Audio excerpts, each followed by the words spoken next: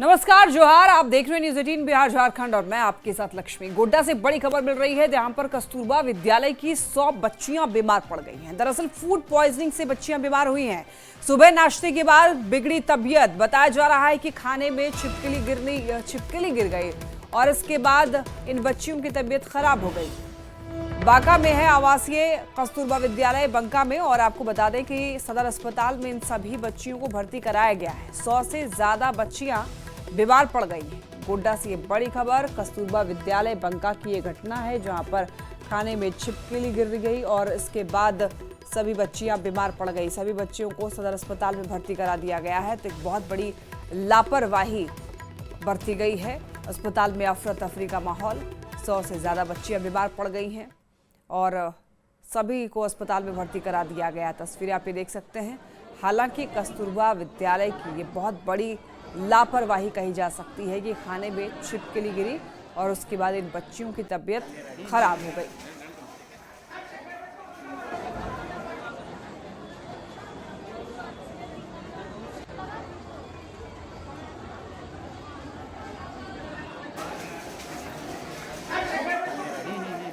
तस्वीरें आप ये देख रहे हैं, ये वही बच्चियां हैं जो कि कस्तूरबा विद्यालय में पढ़ती हैं और वहां पर सुबह नाश्ते में जो इनको दिया गया खाने के लिए, बताया जा रहा है कि उसमें छिपकली गिरी हुई थी। कि इतना था कि पूरा भीड़ लगा हुआ था बच्ची का किसी के सर में दर्द, पेट में दर्द, उल्टी, बेहोशी की अवस्था में भी था। तो हमें बोला कि जल्द से जल्द उसको पहुंचा दीजिए। तो हमें लगा कि और एम्बुलेंस की ज़रूरत है, तो हमने 2 एम्बुलेंस और मंगाया। उससे भी नहीं हुआ, 1 एम्बुलेंस और मंगाया। तो वो रास्ते में मिला। हम अपना 24 बच्ची को लेकर हम सदर अस्पताल जल्द से जल्द पहुंचाए और भर्ती कराए। हम खाना लेने गए थे और खाना पर वहाँ पर सब्जी पे छिपकली निकला था। चक्कर आने लगा, पेट दर्द करने लगा, गला तीता लगने लगा। और तो करीब खाने को कितने बच्चों ने खाया होगा आप लोगों ने सबने मिलके? 150 बच्चा। हम लोग आज नाश्ता में शायद चूड़ा सब्जी, तो उसमें छिपकली गिर गया। चूड़ा और सब्जी। चूड़ा और सब्जी उसके खाने के बाद से ऐसा हुआ। इस वक्त आप देख पा रहे होंगे कि सदर अस्पताल में ये अफरा तफरी का माहौल है। जब बता दें कि आपको यहाँ जो तस्वीर दिख रही है, ये आवासीय विद्यालय कस्तूरबा आवासीय विद्यालय बंका की बच्चियाँ हैं जिन्हें फूड पॉइजनिंग की उनकी शिकायत हुई और यहाँ में लाया गया।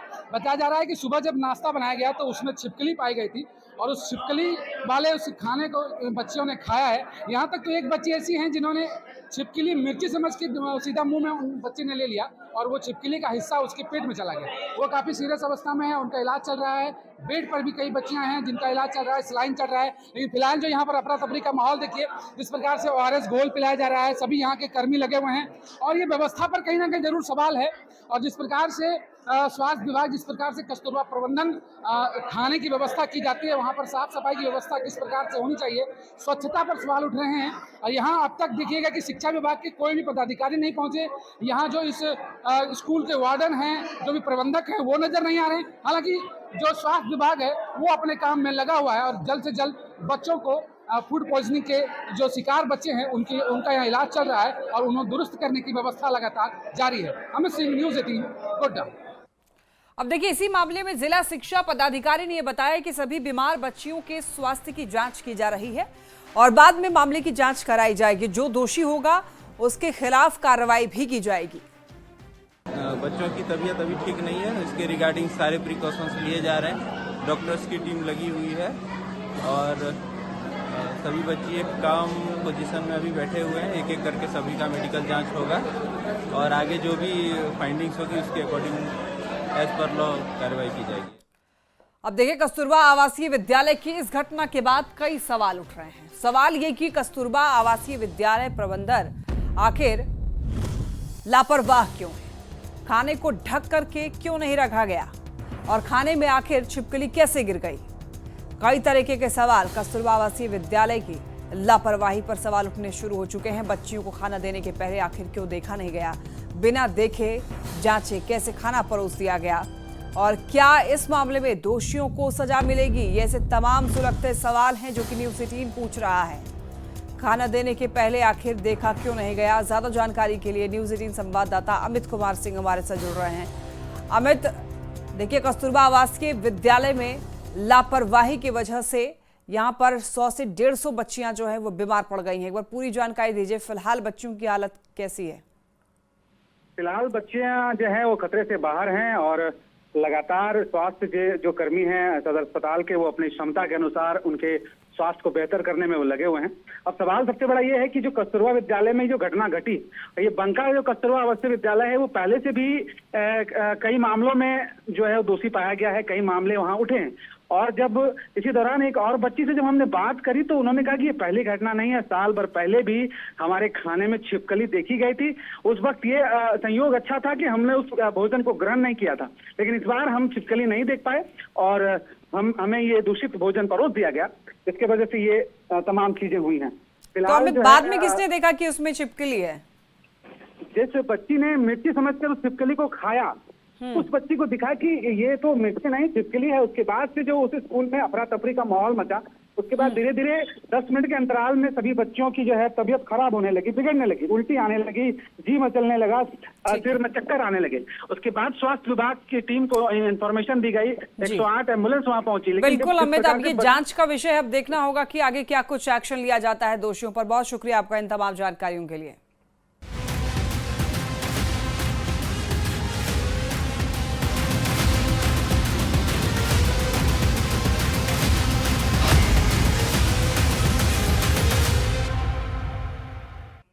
और एक बड़ी खबर कांग्रेस की पूर्व विधायक अंबा प्रसाद से जुड़ी हुई है। अंबा प्रसाद और उनके करीबियों के 8 ठिकानों पर ईडी की रेड चल रही है। रांची और हजारीबाग के बड़का गांव में अंबा प्रसाद और उनसे जुड़े हुए लोगों के ठिकानों पर आज सुबह 6 बजे ईडी की टीम ने दबिश दी। रांची में अंबा प्रसाद के पीएस संजीत के घर ईडी की टीम सर्च ऑपरेशन चला रही है। हजारीबाग में 4 जगह पर ईडी की टीम छापेमारी कर रही है। बड़का गांव में पूर्व विधायक के घर के अलावा अंबा प्रसाद के बेहद ही नजदीकी पंचम कुमार, मंटू सोनी, मनोज दांगी के घर पर छापेमारी चल रही है। आरकेटीसी ट्रांसपोर्टिंग कंपनी से जुड़े हुए मामले पर छापेमारी चल रही है। देखिए, बालू और कोयला के अवैध खनन सहित उनके ट्रांसपोर्टिंग कंपनी को लेकर ईडी ने ये छापेमारी की है। सभी के घरों में लगभग 8 से 10 सदस्य ईडी की टीम वहां पर मौजूद है। छापेमारी के दौरान सभी के घरों को केंद्रीय बलों ने अपने सुरक्षा घेरे में ले रखा है। अंदर मौजूद लोगों के मोबाइल जब्त कर लिए गए हैं और अधिकारी कागजात खंगाल रहे हैं। बता दें कि पिछली बार जब ईडी की टीम अंबा प्रसाद के घर पहुंची थी तो उसके बाद ईडी की टीम ने योगेंद्र साहू, अंबा प्रसाद और उनके भाई, साथ ही उनकी मां, उनको समन जारी किया था और पूछताछ के लिए रांची स्थित कार्यालय बुलाया था। कांग्रेस विधायक अंबा प्रसाद के जो करीबी हैं निजी सहायक संजीत, उनके आवास पर सुबह 6:30 बजे से ही ईडी की दबिश चल रही है, कागजातों को खंगाला जा रहा है। अब पूरा मामला बालू का अवैध उत्खनन और वसूली को लेकर है। देख सकते हैं कि सुबह जो है, हालांकि ये संकरी गली है, इस गली में कार भी नहीं आ सकती है और आपको काफ़ी पुश कर इस गली में आना पड़ेगा, पता ढूंढना पड़ेगा। और ऐसे में यहाँ पर जो अंबा प्रसाद हैं, पूर्व कांग्रेस के विधायक हैं, संजीत का जो आवास आपको नज़र आ रहा होगा, बेहद खामोशी है, यहाँ पर कोई नहीं है। लेकिन अंदर में ईडी की कार्रवाई लगातार पिछले 7 घंटे से चल रही है। और बता दें कि पिछले साल जो 2024 में भी 12 मार्च को अंबा प्रसाद के यहाँ जो है उनके कई लोकेशन पर सर्च ऑपरेशन किया गया था और इस बार भी 8 लोकेशन पर लगातार सर्च अभियान चल रहा है। और समझ जाइए कि रांची, हजारीबाग, बड़का गांव समेत कई इलाकों पर ईडी की दबिश इसमें चल रही है। और जो पूरा मामला बताया जा रहा है कि आरकेटीसी ट्रांसपोर्टिंग कंपनी है, उसी से जुड़े मामले में ईडी की लगातार तफ्तीश चल रही है।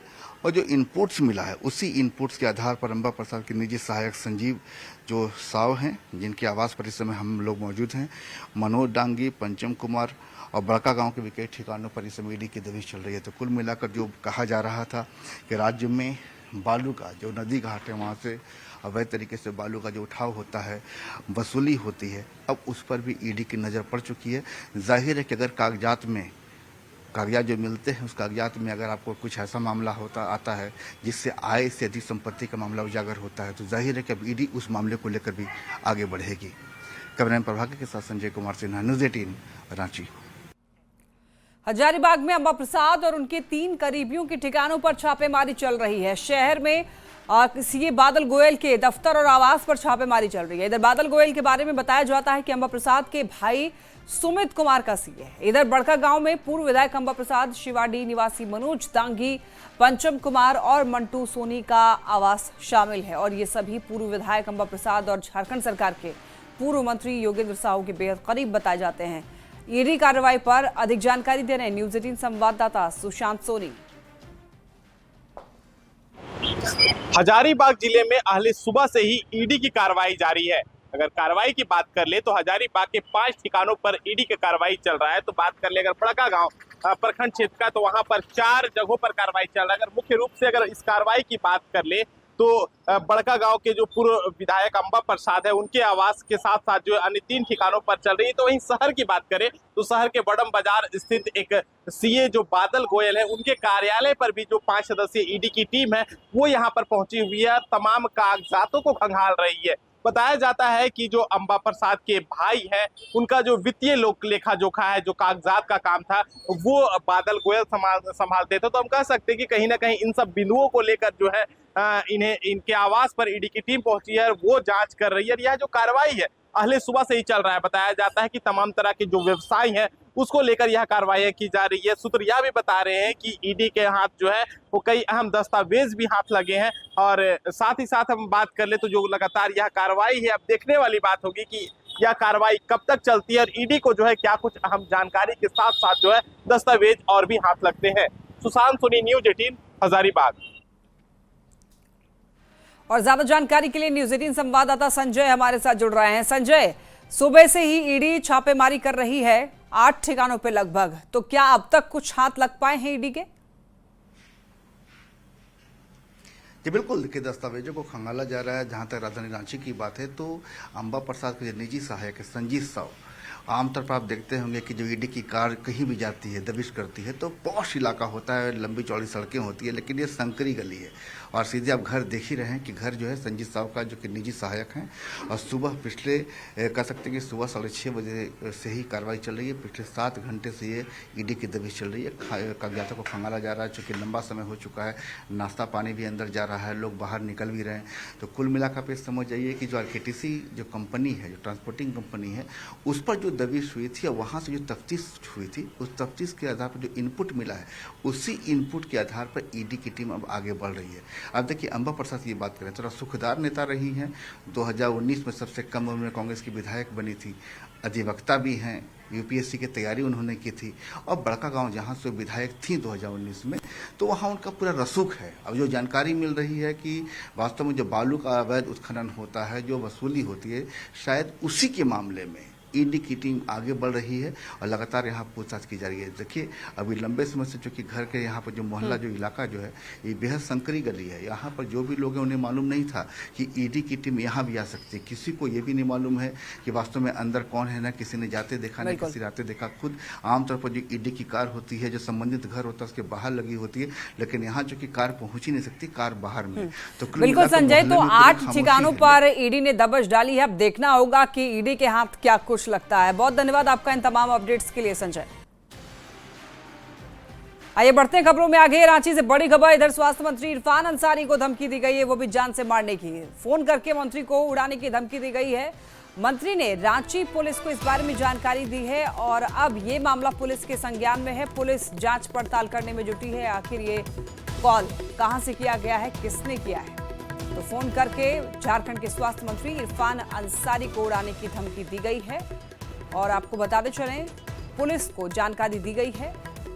मंत्री ने खुद एसपी को फोन करके बता दिया है, नंबर भी नोट करा दिया है। अब पुलिस जांच पड़ताल करने में जुटी हुई है।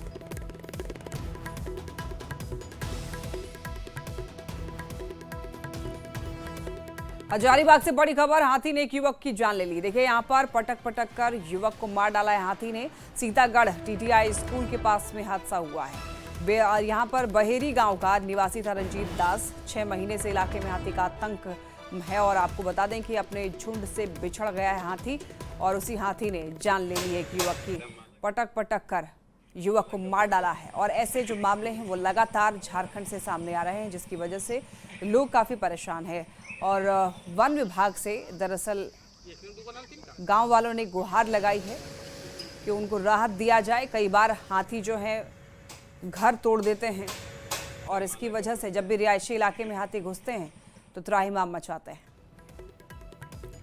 चाईबासा से बड़ी खबर, सारंडा में घायल हाथी का वनतारा में इलाज होगा। जी हां, हाथी को ले जाने के लिए टीम पहुंची है। गुजरात के वनतारा से टीम पहुंच चुकी है।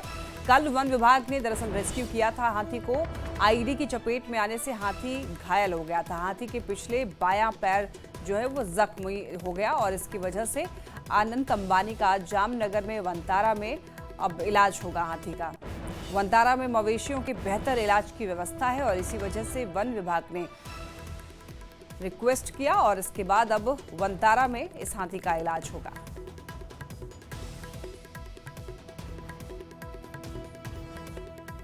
खबर देखिए बोकारो से है, जहां पर हिंदू लड़की का मुस्लिम लड़के के साथ शादी करना शादी के 13 साल बाद भी महंगा पड़ रहा है। शिवानी उर्फ सलमा का ये आरोप है कि उसके मुस्लिम पति के भाई जो हैं वो अक्सर उसके साथ मारपीट कर रहे हैं, दुष्कर्म की भी धमकी दे रहे हैं। बालीडीह के संथाल सिजुआ निवासी शिवानी उर्फ सलमा ने साल 2012 में इस गांव के अबुल अंसारी के साथ प्रेम विवाह किया। शादी के बाद दोनों गोवा चले गए। घर में अब हिस्सा देने की बात कहकर भाइयों ने घर बुलाया, लेकिन यहां पर पहुंचने के बाद उसे घर से बेदखल कर दिया और दोनों के 3 बच्चे हैं। आए दिन पति पत्नी को यहां पर मारा पीटा जा रहा है। ऐसे में आरोप है कि हिंदू पत्नी को घर वाले अपना नहीं रहे हैं और प्रताड़ित कर रहे हैं। पूरा धूम लात मार मार के गिराया जमीन में। अब मेरा बच्चा लोग को तो मैं पूरा शोक भी में हो गया कि क्या हो रहा है। मेरा पति जब आवाज़ सुन के दौड़ के आया तो इसके साथ भी मारपीट करने लगा। देखिए सर पे और हाथ पे भी लगा है। मैं हिंदू लड़की हूँ, मुसलमान लड़का से शादी की हूँ, वही विरोध है इन लोग को और दूसरा कुछ नहीं। मेरा क्या गलती है, मेरा क्या गलती है। पर केस चार्ज किया है, 4-5 गो केस हमारे ऊपर झूठा केस कर दिया है कि ज़मीन का छोड़ के कभी हमारे नाम पे डकैती का केस कर रहा है, कभी छिनताई का केस कर रहा है। हम चाह रहे हैं कि हमको हमारा इंसाफ मिले। हम जो एक गैर काम एक लड़की से हमने शादी किया है, हम उसका ज़िंदगी बसर करना चाहते हैं उसके साथ। लोहरदगा में गाय की चोरी का मामला सामने आया है। गाय मालिक रिजवान अंसारी का आरोप है कि अब तक उनकी 6 गाय चोरी हो चुकी है। 7वीं गाय की चोरी सीसीटीवी में कैद हुई है। रिजवान ने सदर थाना पुलिस इसकी शिकायत की है। गाय चुराने वालों की पहचान हो गई है। चोर लग्जरी गाड़ियों से पहले रेकी करते हैं और फिर मौका पाकर मवेशियों को चुरा ले जाते हैं। गाय चोरी हुआ है जो कि कोई प्रूफ नहीं मिला, जिसके कारण हम आवेदन नहीं दिए थे। अभी 7वां गाय में चोरी हुआ है, तो मैंने अभी आवेदन दिए प्रूफ मिलने के कारण। और ये सब है सो मैंने बराबर आता जाता था, देखते थे और अभी सीसीटीवी कैमरा में आ गया है। खबर गोड्डा से, जहां पर हंडवारा इलाके से पुलिस ने 3 ड्रग्स तस्कर को गिरफ्तार किया है। तस्कर के पास से 3.5 किलो गांजा बरामद हुआ है। और आपको ये बता दें कि तीनों बिहार के भागलपुर के रहने वाले हैं। झारखंड में गांजा और दूसरे मादक पदार्थों की तस्करी करते थे। पुलिस को सूचना मिली थी कि बिहार से कुछ लोग गांजा और दूसरे मादक पदार्थ के साथ आए हुए, जिसके बाद जांच अभियान तेज किया गया और इन तस्करों को गिरफ्तार किया गया।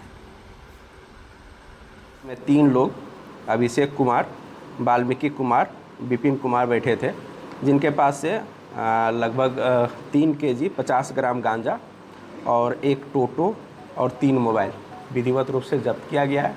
और तीनों अभियुक्त को, जो सभी भागलपुर बिहार के रहने वाले हैं, इनको आज विधिवत रूप से न्यायिक हिरासत में भेजा जा रहा है। खबर पलामू से, जहां पर पिपरा प्रखंड की सड़क एकदम जर्जर हो चुकी है। इस सड़क पर इतने बड़े बड़े गड्ढे हो गए हैं कि यहां पर चलना मुश्किल हो गया है। सड़क से माइंस कंपनी की बड़ी बड़ी गाड़ियां चलती हैं, जिससे कि सरकार को करोड़ों का राजस्व मिलता है। उसके बाद भी कोई इस सड़क की मरम्मत की सुध नहीं ले रहे हैं। संवाददाता नील कमल की इस रिपोर्ट को देखिए। पलामू में 1 दशक पूर्व पिपरा प्रखंड की अगर हम बात करें तो नक्सलियों का ये गढ़ हुआ करता था, नक्सल प्रभावित इलाका हुआ करता था। तब यहाँ की विकास नहीं हुई थी और 1 दशक के बाद भी आज हालात नहीं बदली है। ये वही पिपरा प्रखंड है जिसकी ये सड़कें हैं जो कि आज भी बदहाल है। आप देख सकते हैं कि सड़क पे बड़े बड़े गड्ढे बने हुए हैं और ये कारण है इस इलाके में बड़े बड़े माइनिंग का कारोबार चल रहा है, सरकार को करोड़ों रुपए की राजस्व जा रही है, लेकिन जो हालात है आप तस्वीरों में देख सकते हैं कि ये जो सड़क है पिपरा का ये मुख्य सड़क है, लेकिन सड़क में जिस तरह का गड्ढा बना हुआ है पूरी तरह से बड़े बड़े गड्ढे में ये सड़क तब्दील है। सड़क से सर हम लोग का आए दिन जिंदगी मैंने क्या हम बोले कि ये रास्ता में चल रहा हम लोग का दुर्लभ है। रात के समय में कब एक्सीडेंट हो जाए कब क्या हो जाए ये पता ही नहीं है। ऊपर से ये सड़कें खराब हो गई है, ऊपर से सड़कें अभी तो चलना में हम लोग का इतना तकलीफ होता है कि इसकी कोई सीमा नहीं। जब रोड हमारी है और ये हाईवा जो चल रहा है इसके लिए बहुत सारी दिक्कतें हो रही है। पैदल आदमी यहाँ से दुबटिया नहीं जा सकता है, मोटरसाइकिल से नहीं जा सकता है, साइकिल से नहीं जा सकता है। बताइए ये क्या स्थिति है। 1 दशक पूर्व नक्सलियों के आतंक से लोग परेशान थे और आज जो है माइंस माफिया के करतूत से लोग परेशान हैं। आज भी उन्हें जर्जर सड़क से होकर गुजरना पड़ रहा है। नीलकमल, न्यूज़ 18 पलामू। जमशेदपुर शहर में अवैध तरीके से लगे हुए होर्डिंग को हटाया जा रहा है। अब तक 50 से भी ज्यादा होर्डिंग को हटाया जा चुका है। नगर निगम ने होर्डिंग लगाने वालों को नोटिस भेजा है। अगर तय समय पर खतरनाक और गलत तरीके से लगाए गए होर्डिंग नहीं हटते हैं तो बताते चलें आपको कार्रवाई उन पर होगी। में जितने भी होर्डिंग है उसमें अधिकतर होर्डिंग जो है टाटा स्टील की है और कुछ सरकारी डिपार्टमेंट भी जो है होर्डिंग लगाए हुए हैं। ऐसे होर्डिंगों को चिन्हित करने के लिए हम लोग जो है टीम बना लिए हैं और जो अवैध तरीके से होर्डिंग चला रहे हैं उनको भी जांच करने के लिए टीम बनी हुई है। हम लोग उसमें रेड, येलो और ब्लू मार्किंग भी कर दिए हैं। शेखपुर शहर की खूबसूरती में कहीं ना कहीं अब होर्डिंग और बैनर शहर की खूबसूरती में धब्बा बनते जा रहे हैं।